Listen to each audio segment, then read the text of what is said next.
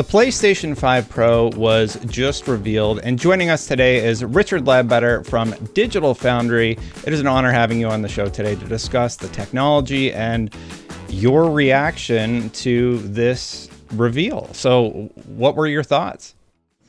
Well, first of all, welcome. Thanks for having me. Wow, where do we begin? I think it's a tricky one, right? Because the price is crazy high. We've never seen a console that's quite this expensive before.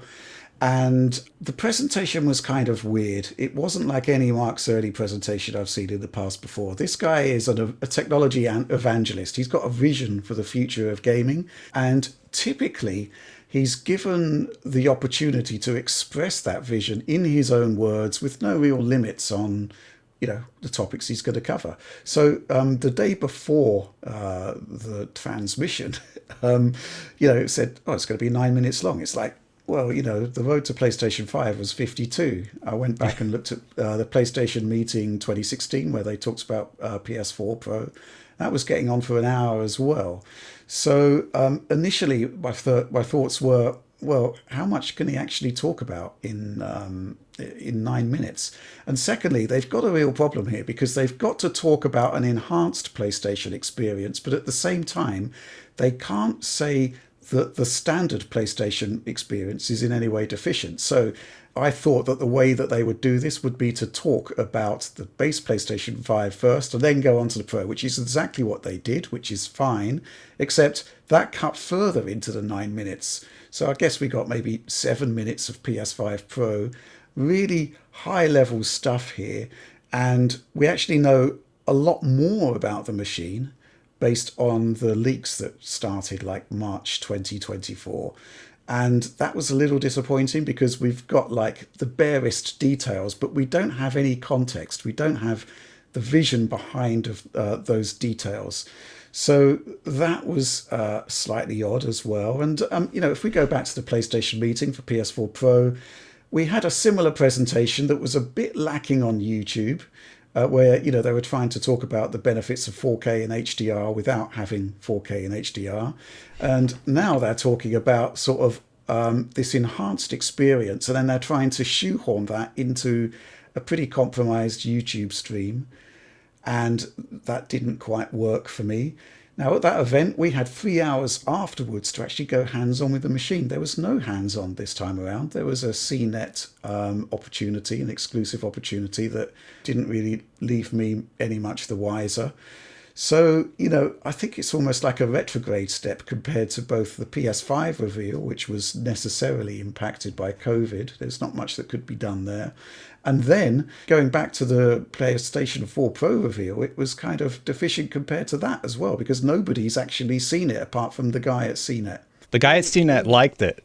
We know that. Yeah, well, great. Yeah. That's awesome. I'd like to see that myself. I think another thing which sort of caused issues for me is that the representative software that was used in the presentation wasn't the best choice, because the first party games are actually really good on the base PlayStation 5. They aren't really, the upgrades are going to be far less pronounced than, let's say, for example, some of the Unreal Engine 5 blurry games that didn't hit 60 frames per second. Those would have been much better candidates for showing the advantages of the machine, right? And, well, what can I say? I'm really sort of bagging on it.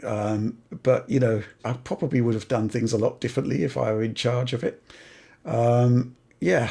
Well, maybe you could dive into that a little bit, because I look at it and I'm like, okay, you keep talking about sharpness, or you're talking about ray tracing, but you're not really showing us, like, where is the ray tracing in this shot of Star Wars at the beginning of the presentation. It's just sort of water. That's not the best example of reflective ray tracing anyway. Like, if you're talking about shadows, okay, maybe. But I think the Harry Potter shot near the end of the presentation was a little bit better representation of it. But like you said, it was a very strange decision to talk about PSSR, the PlayStation Spectral Super Resolution, with a visual demonstration of what it will do, without somebody like Mark Cerny diving into how it actually works, what it's actually doing in the background in a more meaningful way. If you had the opportunity, what would you have changed about how you presented these tiny details that showcase the power of the PlayStation 5 Pro? I think you need better examples. I think the Gran Turismo one was pretty good because you actually saw an effect that had previously only been seen in the replays and photo mode and stuff, and it was actually there in gameplay. So that was pretty cool. But, I would have liked to have seen the stuff that we do, obviously, which would be like, you see gameplay, you have freeze frames, you have zooms, you have actual explanation of what's going on there, you have a comparison against the standard experience, which they kind of shied away from there because I think they can't show that the standard machine, which the vast majority of people are going to buy, it can't be seen to be that deficient. So yeah, that's kind of the way I'd have done things. Hogwarts was a bit weird. I mean, that's Unreal Engine 4 ray tracing. This is like the first iteration of Epic's RT implementations there. So it's not great compared to UE5. I would have gone for a UE5 game if they could have found one. Assuming there is one, I'm sure there are.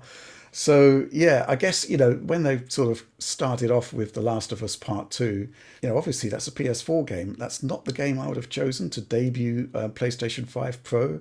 And secondly, the performance mode in The Last of Us Part 2, it's 1440p, but it doesn't look that bad.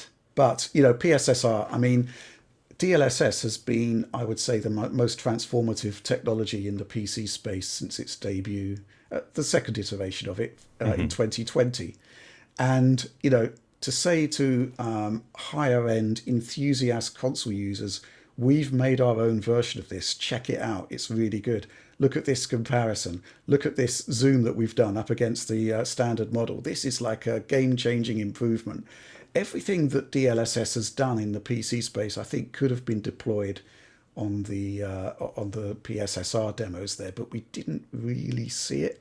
I'd have liked to have seen just some screenshots, dump some PNGs out there, get them out there, get people looking at it to actually, do their own comparisons.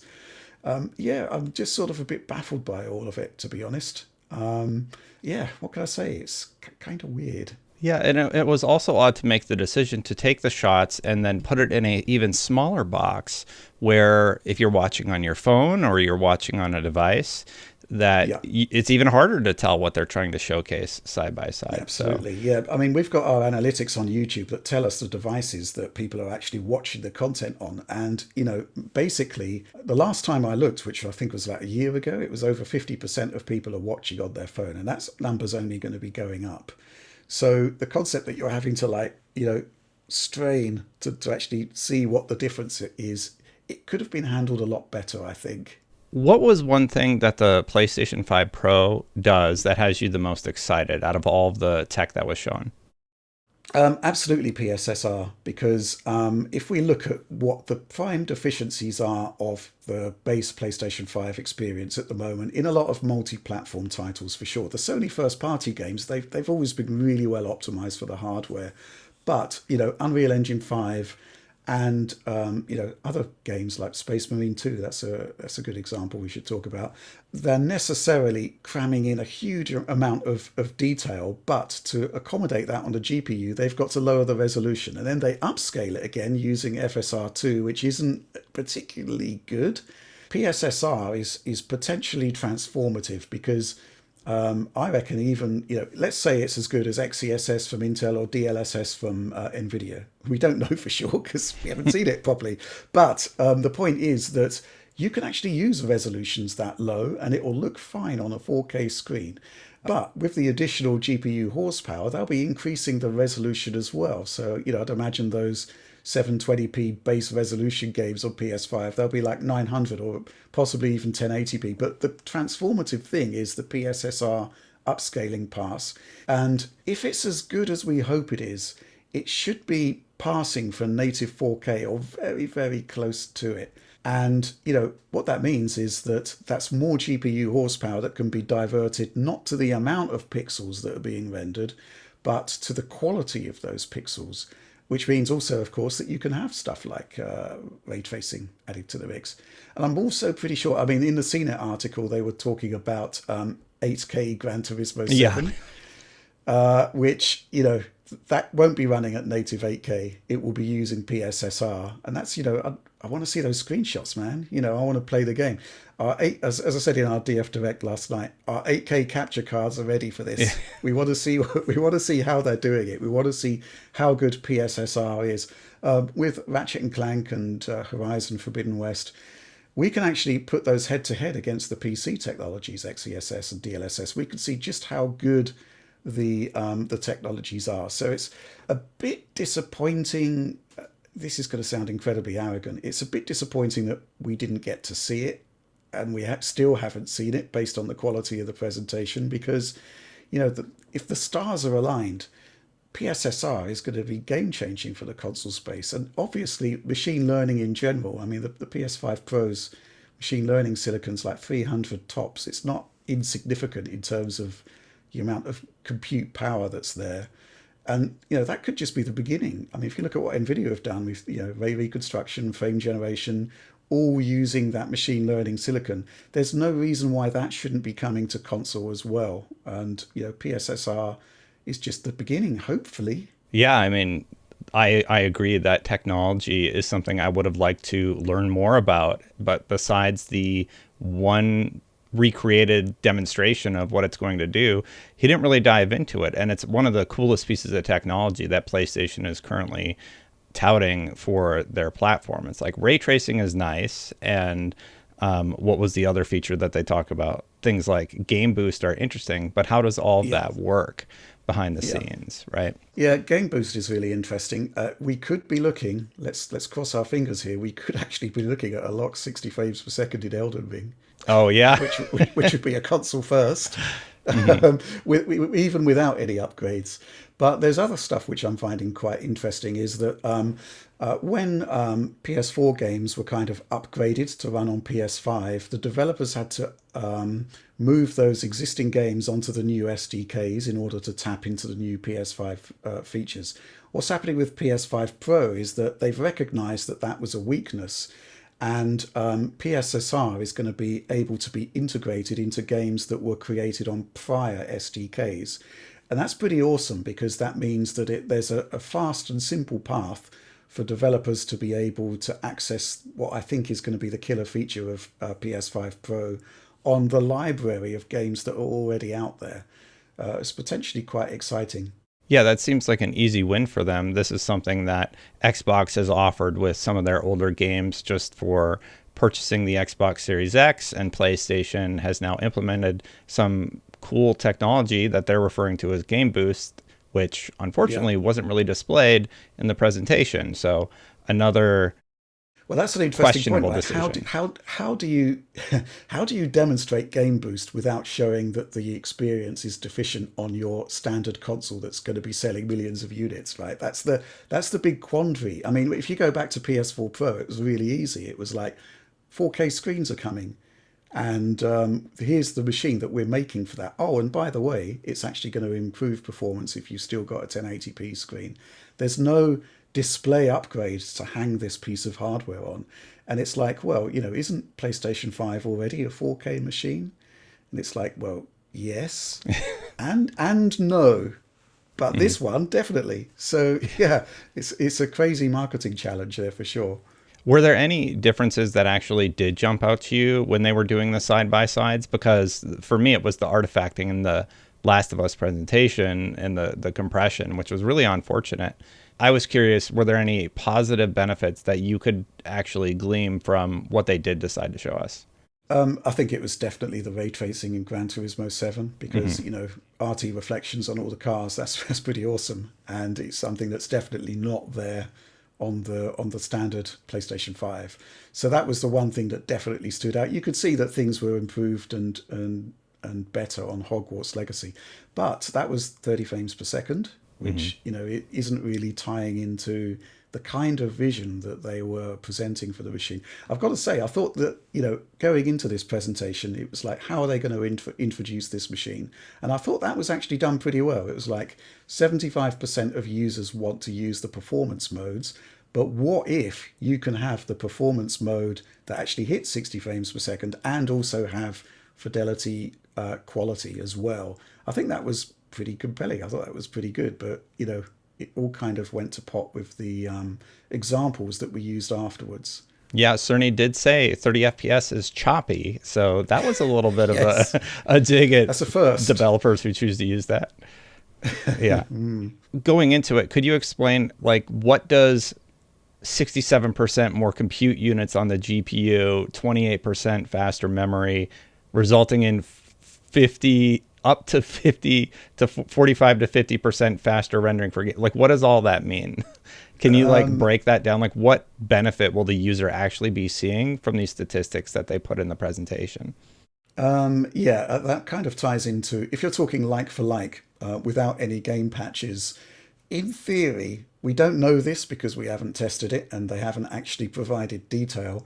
The boost mode there should, in theory, provide 45% of raw compute power to those existing games. So games that are running with dynamic resolution scaling, they should look clearer. They should maybe even hit the upper bounds of the DRS range. They should look clearer. Games that have a GPU related bottleneck that stops them hitting their target frame rate, they should hit 60 frames per second, assuming that is the target frame rate.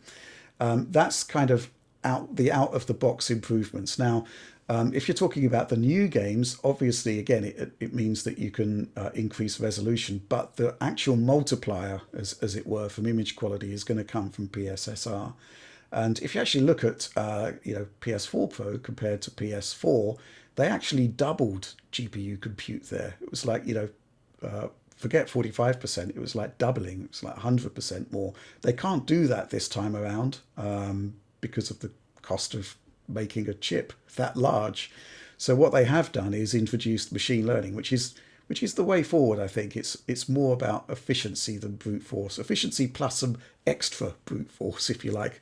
But yeah, that's kind of the way it's going to work. Boost mode should be pretty good, I think, if assuming we get the full power of the machine, and then developers will be able to use that extra brute force to maybe use more ray tracing effects or to increase resolutions and then increase them again, so to speak, with PSSR. It all sort of comes together there. Yeah, I do hope they allow more people to have hands-on. There's not a lot of people in this space who do analysis like you do, and I would like to see, like, even if it's not Digital Foundry, just somebody that understands how to showcase 120 frames per second, which was a feature that they were touting, or here's what PSSR is actually doing, because I don't feel like their own presentation fulfilled that need or the CNET piece, unfortunately. Right. Go Sorry, ahead. I mean, the point I was going to make is that PSSR is such a big deal because, well, let's put it this way. NVIDIA are now saying that on some games, they're seeing DLSS being used by something like the high 80s to 90% of users are using DLSS. This is like a transformative technology that's been widely adopted that everyone wants because it's like minimal image quality degradation in exchange for a massive increase in performance. This is awesome. It's never been seen before on console working successfully. We've got a poor substitute at the moment in the form of FSR2. Mm-hmm. So to bring that to consoles for the first time is pretty awesome. Also, you remember like going back to the PS3 era, they always used to do those incredible tech demos. You remember all Of of the ducks? the ducks? Yes, everyone remembers the ducks, right? Yeah. I'm sure that they've got more technology in the offing, similar to the way NVIDIA has moved on to frame generation and ray reconstruction. Let's see some of those demos, make us excited about this thing, not just showing us The Last of Us again. Yeah. Yeah, right. With the boost and the percentages that we're talking about, do you have any idea what a comparable PC build would be to the PlayStation 5 Pro? Because to me, that $700 price tag with $100 worth of other components puts you in the $800 range. And at some point, I have to imagine people are saying, maybe I should just go to PC at this point because this is quite expensive. Yeah. What do you imagine that would cost? Probably a fair bit more. I mean, you need to have the GPU that you're going to need. I mean, if you consider a holistic view of all of the different components, the enhanced ray tracing. No AMD GPU has that at the moment. The machine learning block, no AMD GPU has that. It's almost like essentially an NVIDIA style feature set, but made by AMD. And the closest equivalent GPU you'll be looking at would be the RTX 4070.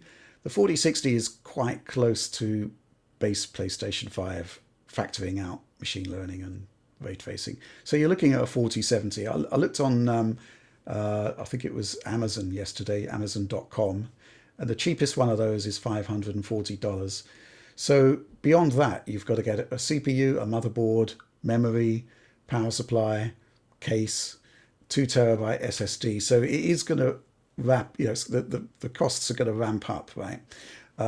Then you have your mitigating factors, which is that you aren't paying however many dollars per year for the the glorious honor of being able to play online and have cloud saves. So you've got to kind of, maybe sort of amortize costs over the year to get a proper idea of what the actual comparison is. I do think maybe, though, we might be slightly missing the point, because if you consider what the PS5 Pro is, it's a machine that's designed, I don't think it's for new owners, right? It's for people that have got a PlayStation 5, but they've got the disposable income to have a better PlayStation 5. And I think that these guys are going to have an existing library of PS4 and PS5 titles. And to make the jump out of the PlayStation ecosystem and into the PC ecosystem, then you've got to leave those titles behind. Your entire library that you might have amassed over like 10 years, you've got to leave that behind. You've got to start from scratch, which I think is probably going to be a step too far. So that's kind of my viewpoint on that. It's kind of like quite an interesting thing to do, to kind of weigh up the costs of individual components and then factor it up against this $700 price point, which is actually much higher in Europe and Yes. certainly in Japan. And there, the PC argument probably becomes a bit more compelling. However, what if you're not in the PlayStation ecosystem? Because Microsoft is going to be facing exactly the same cost challenges as Sony in producing new hardware. And all of your Xbox games are going to be on PC. Now, what is the remaining factor that stops you from jumping across to PC? And I think that remaining factor is the fact that you can't really have a PC attached to your living room display and have a seamless experience with a joypad. We know this from PC handhelds, and actually Phil Spencer has kind of admitted that the weakest part of Windows on handhelds is Windows. Windows is going to need to dramatically improve in order to do that. But, Valve have basically got there with Steam Deck, right? Mm-hmm. And Microsoft are obviously going to do something very similar. So it's only a matter of time before this choice between console and PC is actually going to become quite a lot more of a head scratcher, but probably less so if you're in the Xbox ecosystem, because, you'll be able to play your games on whatever console you got and whatever PC you got. Sony, though, they've got a different challenge. But man, this price for the PS5 Pro is crazy high. It's nuts, right? Yeah, it is very high. I've had sort of a theory about where Microsoft could go with the console if they're able to solve the challenge of the console user wanting to get in on PC games by allowing storefronts like Epic Games Store on the next console, whatever that may be, while also addressing the interface issues where, people don't want to install new drivers and deal with all of that stuff on console. They just want to sit on the couch and turn it on. If they can solve that and the new console is more open for the enthusiasts like, myself or yourself, who want to get their whole Steam library or add all the storefronts onto one box, I think that would give Sony a run for their money. But let's focus back in on the the PS5 Pro for a second. Mm-hmm. Do you think it's too expensive? 74% of users on IGN voted, and they think it's way too expensive. What are you thinking about the price? Is this going to end up limiting their sales? What do you think? I think it obviously will limit their sales, but there's always going to be a core who will pay whatever they can in order to get the best possible experience. And I think that's what this machine is aimed at.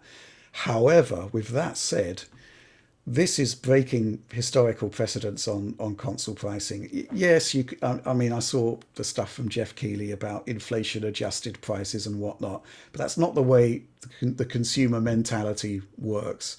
And PS4 Pro, by the way, was like $399, I seem to recall, and now we're up to like, what is it? $699. There's guys in Europe who are paying almost double for a PS5 Pro than they did for a PS4 Pro, which is kind of crazy. My theory on this, and again, I'm just reminded of something that Phil Spencer said, which is that he's questioning whether subsidizing people to buy consoles is actually working, because it's the same people buying consoles gen over gen. The amount of people, console gamers, isn't increasing.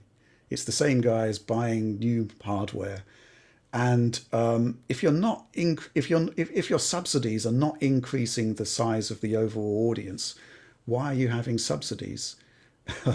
It's not great. And I think what we're seeing with the PlayStation 5 Pro is possibly an experiment from Sony in saying, well, okay, we'll continue to subsidize a bit the standard unit, but the PS5 Pro, we're going to see what happens if we just sell it at cost, or, heaven forbid, try to make some actual money on it. And so I think this is possibly why. I mean, going into this, I suspected that it would be a $600 console and we'd get a haircut on pricing on the standard model to kind of widen it out a bit. Instead, it looks like the standard model is staying where it is. And Sony has said that they're having problems with cost reduction. It's going up. And then, yes. Yeah, they raised the price. Sorry. Yeah, and then we've got the issues with, well, what are we going to do with the PlayStation 5 Pro then? It's got to be more expensive. $200 though, no disk drive. The no disk drive scenario, I knew it was happening. That's why I bought, you can see in the background there, I bought one of those disk drives because I knew this was going to happen. And if it didn't happen, I could just return it. Cynical, but it worked.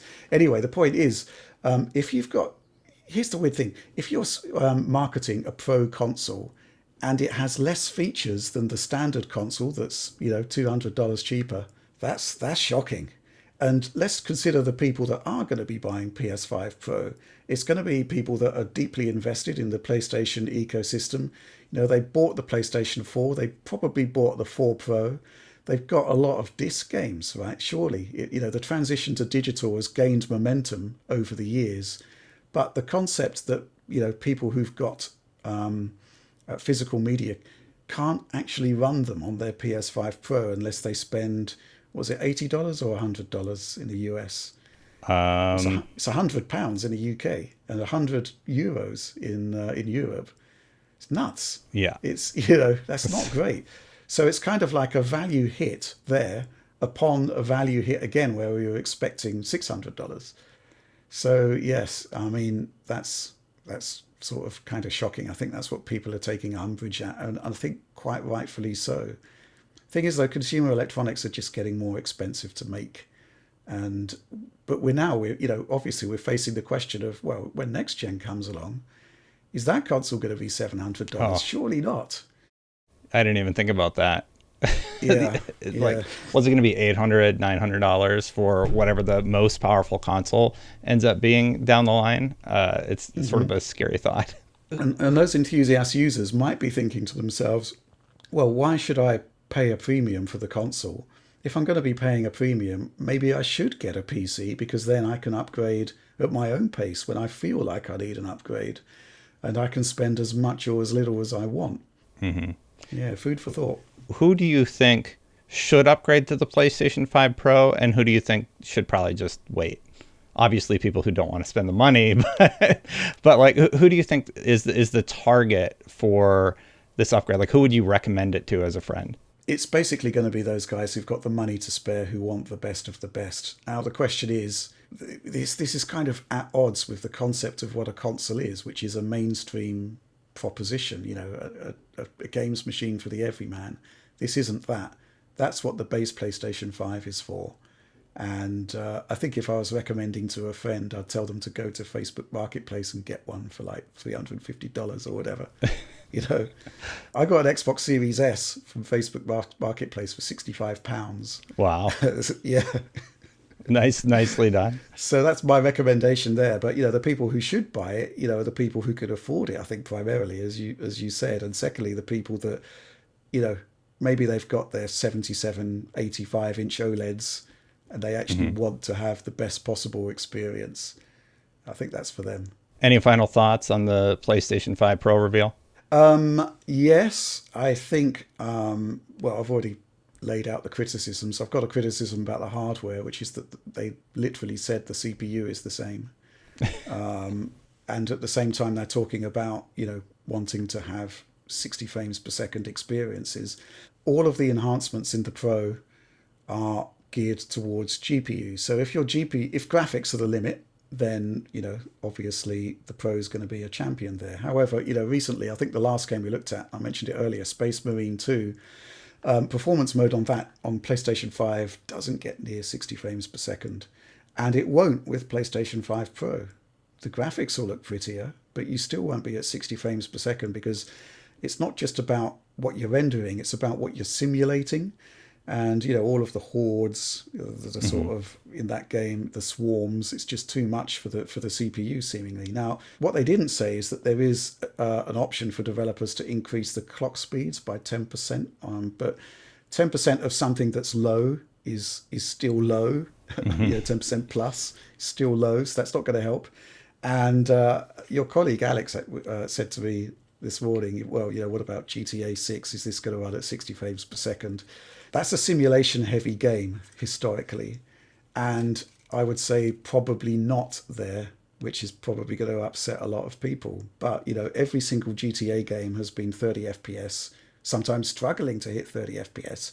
If they're pushing simulation just as hard in GTA 6, I'm not seeing anything in the PlayStation 5 Pro that's going to get you to 60 FPS if the base machine can't do it. If it can, happy days. But if it can't, unhappy days. Yeah, that does make me wonder, will GTA 6 move the needle for the Pro as much as I've thought it will? Because if it's not going to be that drastic of an increase in terms of performance and in terms of fidelity, I do wonder if people decide to make the jump, because that game will sell hardware, period. It is going to be the biggest cash cow for any console manufacturer that is able to support the title. Yeah, I mean, they could have vastly improved image quality, possibly, extra draw distances, better ray tracing. I think they're using ray traced GI in GTA 6 based on the trailer that we saw.